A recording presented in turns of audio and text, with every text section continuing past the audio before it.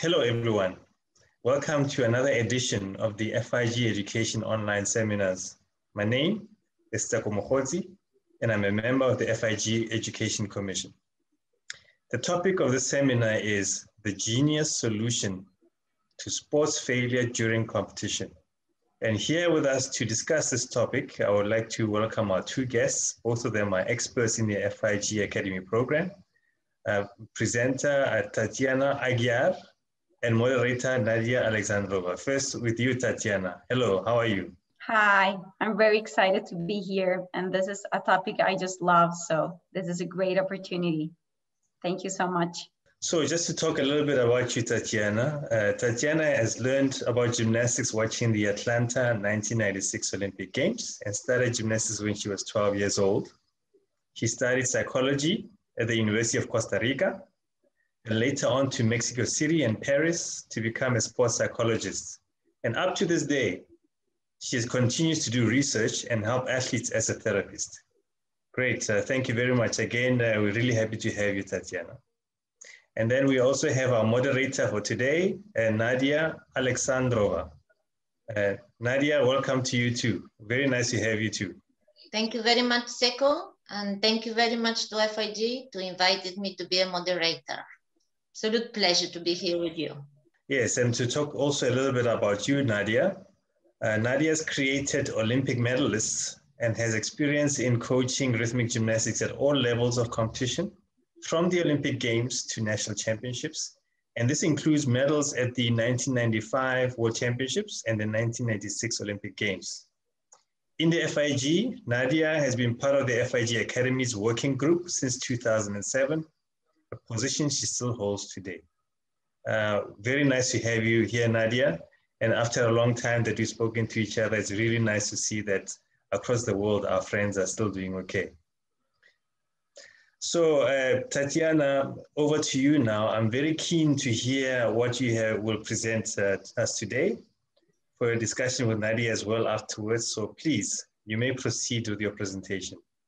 I chose this topic because I think most of the time we talk a lot about success in sport, and we don't leave room to really discuss what happens when we make a mistake and when things don't go the way they're supposed to go. So I have been really looking into this concept of a genius, and I've been obsessed with it, reading about people that are considered geniuses. And I actually read this fantastic book that's called The Genius, a very short introduction from the Oxford Publishing. And I just figure out that, well, genius, it's a word and it's a definition that we need to look into. So it starts with the Romans, and they thought the genius was this spirit that just was with us from when we were born up until we die. So the very interesting thing is, if somebody made a mistake, like a major mistake in sport or in any domain, the genius was responsible because the genius was not taking really good care of the person. And as well, if somebody had a huge success, it was the genius. So you have to share the successes and the failures. And it was not entirely your fault. But then what happened? We go to the Enlightenment area. And then it changed completely because then genius was the person. And you started thinking about geniuses as these really special people, really intellectual and creative and able to do things that other people cannot do. And this is a huge division. If you think about both of them, then we start thinking who has the fault if there's a mistake, or who can get all the prizes. So what happened in sports psychology, most of the time we focus on the responses to failure and what happens in different sports. And there are a bunch of different responses. I'm just gonna go over a few of them. For example, if there's a mistake, you can start thinking, oh, I'm gonna just turn off my mind. You know, like if we had like an off switch and you say, oh, I don't wanna really think about what just happened because I have more routines to perform, or I still have a long way to go until this competition ends. So that is mental disengagement. When you say, oh, I really don't want to think about it, I'm just going to focus on the next event. That could be great. That works really good for several athletes, but not for all of them. It's really hard to just stop thinking about what you just did. If there's a mistake, it's in you. It's like all over your mind. So for some people, that doesn't really work. And it works sometimes, but maybe not all the time. Then we also have the positive self-talk. You start saying over and over again, this is okay, I'm gonna be okay, this is about to be over. I actually remember the first time I competed, I really missed my watch because I really wanted to just see, okay, how long is this gonna take? Because I started and I did an awful first routine, like awful. I almost forgot half the routine. And I was just thinking, oh, my parents are gonna kill me because they came all over here and I have this new leotard and things are just not going my way. So positive self-talk, it's easier for some athletes. I know some of them that just, they're very positive and it's easy to talk to themselves and be patient. And I would love for all of you to really have that as a natural ability, but not all of us are like that. Most of us are just going over the mistakes and saying, why did you do it? Come on, you trained so hard and now this is what happened. You gotta be kidding me.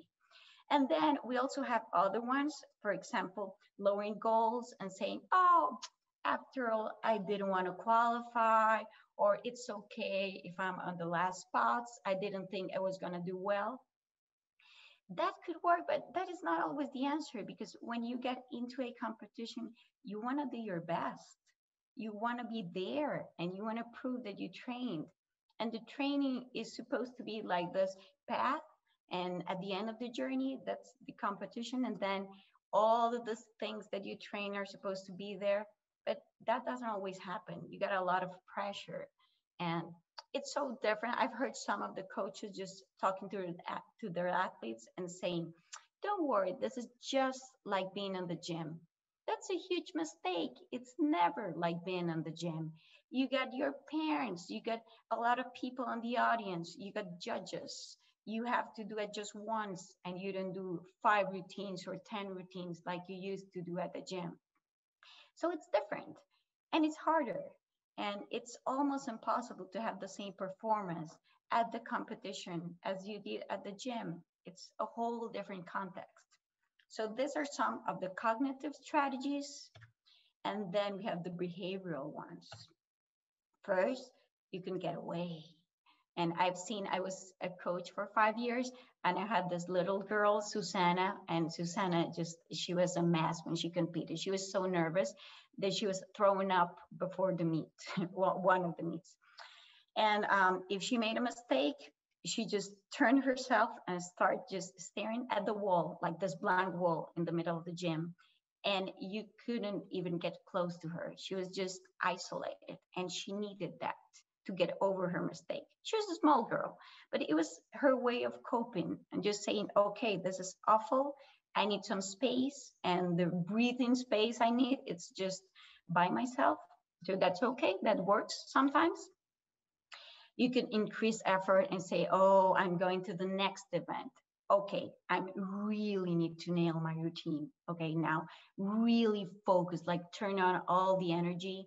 Some people even get some music that really helps sometimes. Or the third one that most authors in sports psychology say that we have as athletes is seeking social support with your teammates. If you have teammates, with your coach, if you get along really well, and just saying, okay, I need you to speak to me. I need you to say something because I'm feeling awful right now. And the worst thing is some coaches get really mad because they know that their athletes can do a really good job. And they're frustrated, just saying, why couldn't he or she do as we practice? Well, nobody makes mistakes because they want to. It's not like that, not like you're starting a competition and just saying, oh, I'm gonna fall 3 times. I'm not gonna catch an apparatus. I'm not gonna do as I practice. No, we do all we can, but sometimes we're too nervous. Sometimes the context different. Sometimes the apparatus feel weird. So it's so important to remember we are always doing the best that we can, the very, very best. Even if we make a mistake, we're doing our best. Even if we are the last ones in the competition and we thought we were going to win it or win a medal or something. So patience is really important, and just saying, okay, I have this menu of options of what do I do when I make a mistake. But you really need to have a bigger menu, bigger than this, because we are also different. I react differently from you, probably very different from my two brothers who are also athletes, or probably very different from my parents or my teammates or my friends. So why do you think we need to go to the geniuses to say, okay, what was so special about them? Were they super smart? Not necessarily. Sometimes they were very, very smart, but that's not the only thing that was important. They didn't become geniuses because they were so much smarter than the rest. There was something else. They were obsessed about what they were working on and dealing on. They were so obsessed, they were willing to just dedicate their entire lives to it. And I have some examples thinking about this picture that I found. Think of gymnastics or any sport as this giant roller coaster. And when you get in, for example, in a competition, you cannot get out because you're in the middle of the roller coaster, even if you're freaking out and starting to scream at the top of your lungs and you really want to be somewhere else. And I've felt exactly that, like saying, I would pay anybody to get me out of here right now. But you can't, because you're there and people are counting on you, and you have been training for years and years. And now this is your shot. And you need to be there and do the best that you can. So you need to hold on. You need to really grab your straps and say, okay, I don't know if I close my eyes, I don't know if I'm going down or up, but I need to go. I need to continue. That is something that we can learn from geniuses. So I have 3 different examples that I chose, even though there are many, many geniuses. So first one, I really like Leonardo da Vinci, and I'm using him as the first example because people really made fun of him. And they say, this is a crazy guy. He thinks we can walk on water, and he's been there for months inventing something so we can walk. He thinks we can have this flying machine, which later on became the helicopter, by the way. So all the things that he invented, people were just saying he thinks so differently. And when you think differently, people don't like you because you're not like anybody else. And you find very, very different solutions. So we can learn that from him. Different solutions to different problems. Every competition is different. Every single one, even if it's on the same gym, on the same time of the year, it's going to be so different because you're different and you change every single day because you learn from it what happened and you have different goals. So maybe last year you went to nationals and you had one goal, and this year you want to do better. But when you try to do better, it's more pressure and it's harder, and you know what you did and you want to compare yourself to the older version of you. And you say, I'm supposed to win to my older version. And sometimes when you compare, you don't really like what you see. Then we have Marie Curie, and I really, really like her, not only because she was one of the first women who won the Nobel Prize, and she was just very, very famous, because she was just in love with doing what she did. She was in love with her research. And at one point, she figured out that just her research was making her actually sick. She actually died because of her research. But she said, I feel so alive when I'm at the lab. This makes me feel alive.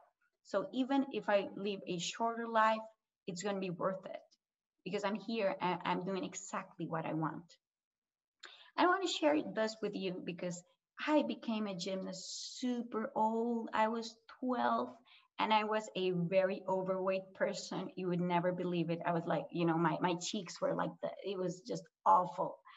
And then I just fell in love with gymnastics, not because I wanted to compete in nationals or I wanted to be abroad competing. No, I just thought this is fantastic. This is something that I really want to try. And it's not easy to be overweight and start doing a sport. Not easy. Everybody's just like, what are you doing here? You're supposed to be doing something else, like a different sport, as my mom used to say, like, oh, you're too fat for gymnastics. You should do something else.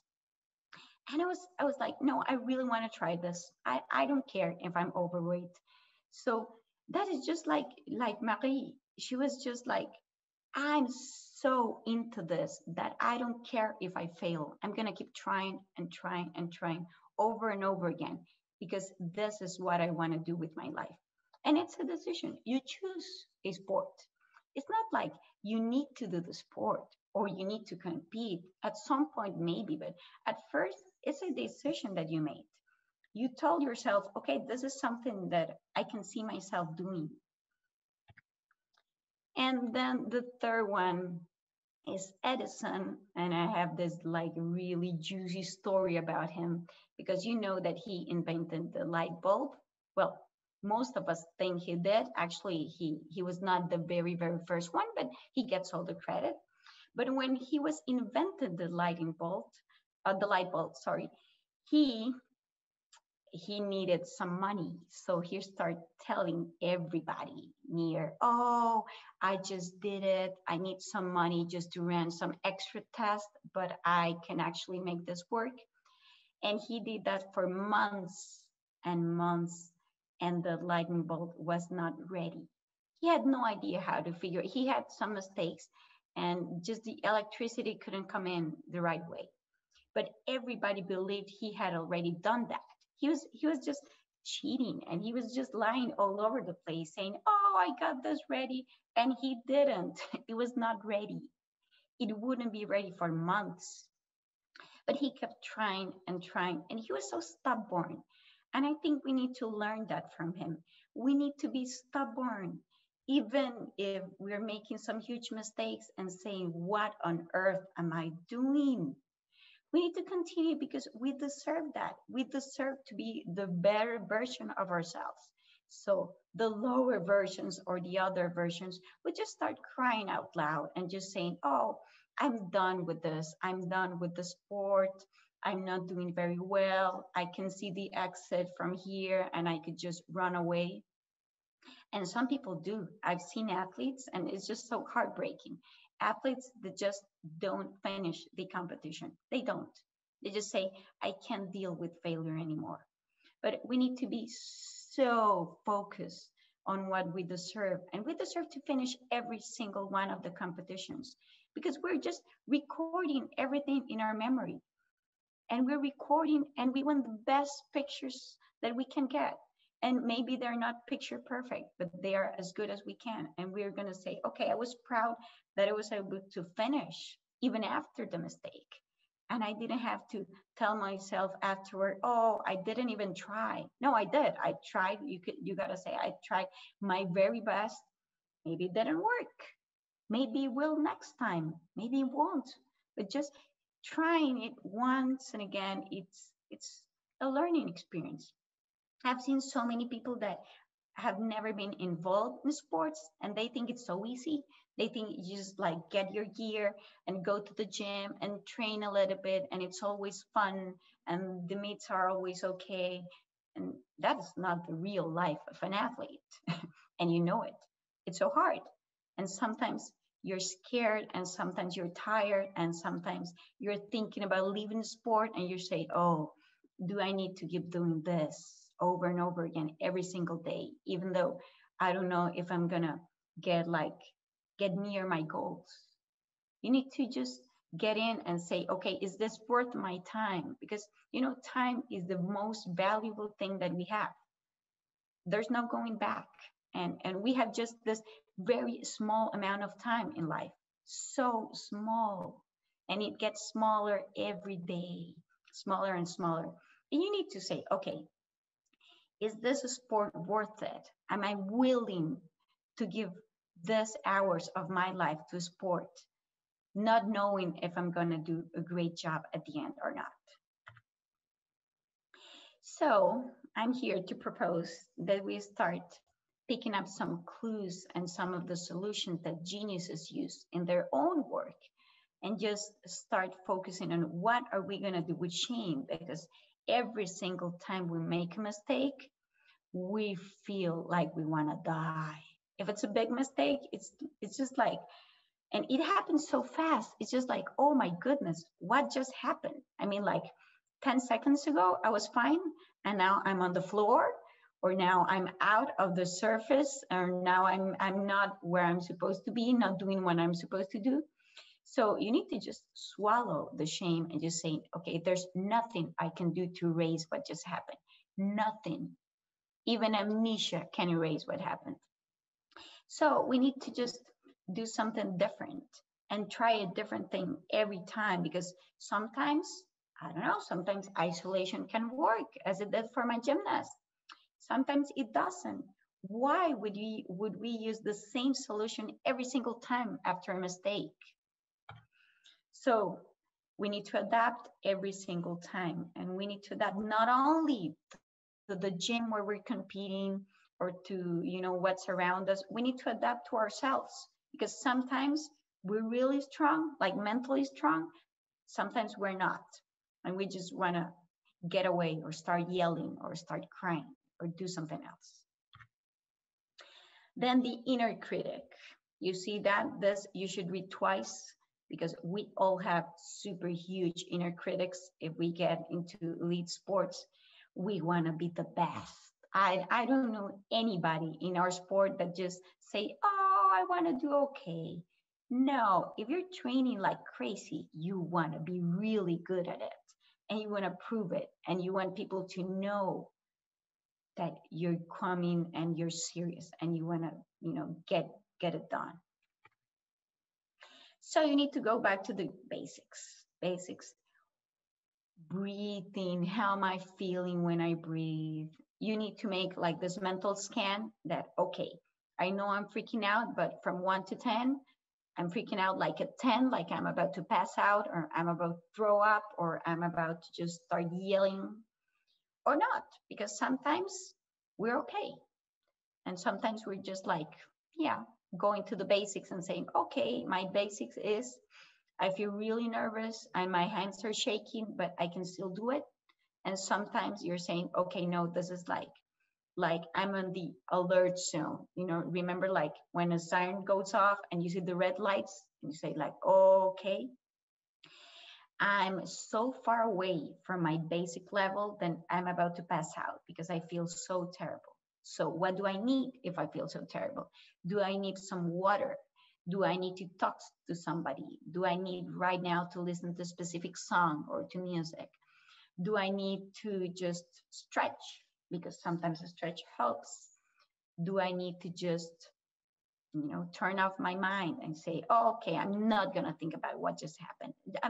I can't deal with this right now. I just need to go.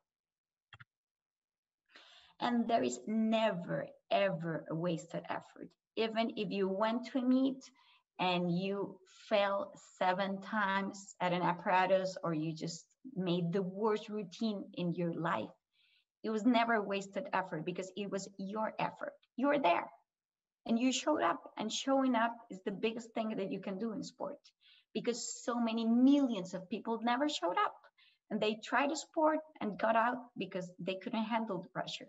And you're there, and you can even handle pressure of falling down or making a major mistake. So keep showing up. That's what you need. You need to keep showing up and try to learn something. It would be such a waste if this catastrophe happened in the middle of a meet and you didn't learn anything from that. You cannot change it, but you need to learn something and say, okay, now I know that if I fall twice, I start crying in the middle of a routine. Okay, maybe I should really look into that. Maybe I should work on getting stronger. Or maybe I should work on this element that really freaks me out.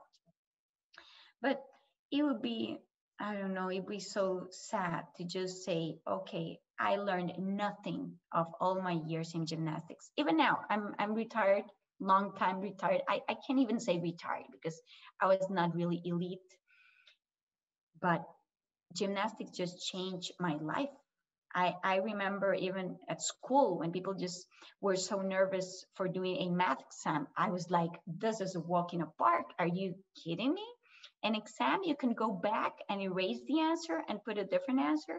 In gymnastics, you cannot do that. You get one shot and that's it. So learn not for right now, not necessarily for the next meet, learn for your life. What sort of person you are. Are you willing to go all the way, even if a mistake is on top of you and it just weighs so much and you want to just scream and get out of there?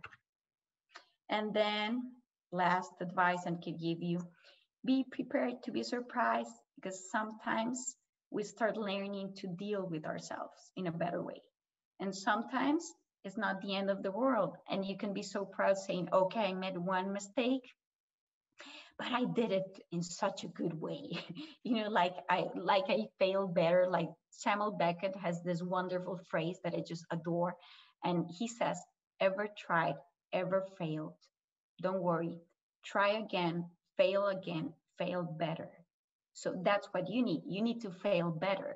And to fail better, you need to find a genius inside you and say, okay, maybe I'm not a genius in my life, but I can have this very small genius moment. And the genius moment just means I'm so in love with the sport that I'm willing to go on and go on and go on. Tatiana, thank you so much for a wonderful presentation. Now I'm going to leave the floor to you and Nadya to discuss a little bit more about what you presented. Nadya, I just want to make sure we talk a little bit about this, and I know you have a lot of experience, so I'm just going to ask you a few questions. And first, I would really like to know how you dealt with mistakes when you were an elite athlete. Hi, Tatiana. I don't want to give my age away, but I was an elite athlete long time ago. So some of the memories are very vivid. Some of them are just washed away. As we do in life and as an elite athlete, we all make mistakes and we have to find a way to overcome the challenges we face. Personally, I struggle very much with the throws and catches during my time. Even so, you cannot compare the throws and catches the gymnasts now have in their routines. I remember very well, I used to train in the gym with a very low ceiling. So it was hard to catch the apparatus. You have to be very quick under the apparatus to be able to do that. I did it, the repetitions more and more. By the time I have to go to a competition, I have to be so careful not to throw too high, because if I throw too high, I destroy and I damage my automatic habit of catching properly the apparatus and the timing of the catch. So what I did, before every night I fell asleep, I remember how I visualized different scenarios. I remember talking to myself, how I have to throw, how high, how to fix, so I can not manage to do a mistake. The answer to your question here directly is to do a mistake as an elite athlete. You have to improvise when you could and dedicate more time to work for your weaknesses. Nadya, and do you think we need different strategies to use in different meets when we make a mistake? I think there are no recipes for success. So the experience and learning all the time between coaches and coaches, psychologists and coaches, coaches and the gymnast, I think that is the answer of your question. So we work with so many gymnasts and they are all different. They all have different characters. They all have different mistakes. It's our responsibility how we deal with that. We should not perceive failure as a negative. We have to teach our gymnasts to learn after their mistakes. Failure teaches us everything. I recently read a quote and was written by one entrepreneur, and was written, the key of success is made by 99% failure.